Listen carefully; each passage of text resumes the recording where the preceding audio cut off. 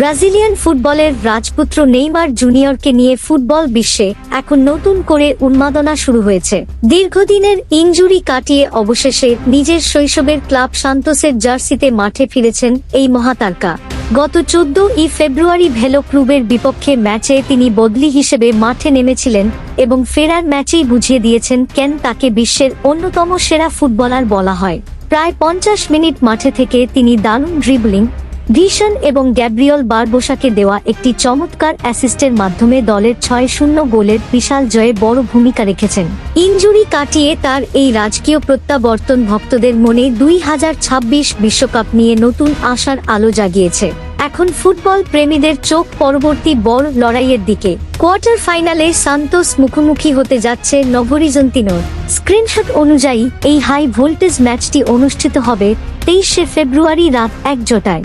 Knockout পর্বের এই ম্যাচটি সান্তোসের জন্য অত্যন্ত গুরুত্বপূর্ণ, আর নেইমার যেহেতু আগের ম্যাচে বদলি হিসেবে নেমেও দুর্দান্ত পারফরম্যান্স করেছেন, তাই এই ম্যাচে তাকে শুরু থেকেই একাদশে দেখার জন্য ভক্তরা অধীর আগ্রহে অপেক্ষা করছেন।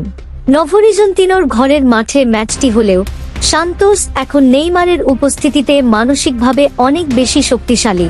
নেইমার এবং গ্যাব্রিয়েল বারবোসার জুড়ি নভোরিজন্তিনোর রক্ষণভাগের জন্য বড় পরীক্ষা হয়ে দাঁড়াবে।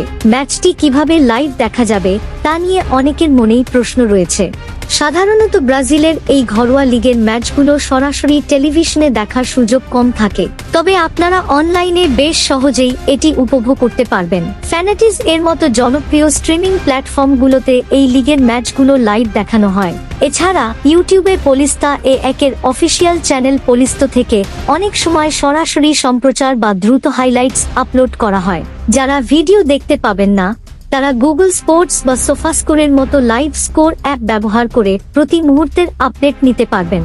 নেইমারের ফেরার পর সান্তোসের প্রতিটি ম্যাচ এখন বিশ্বজুড়ে ফুটবল দর্শকদের আকর্ষণের কেন্দ্রবিন্দুতে পরিণত হয়েছে।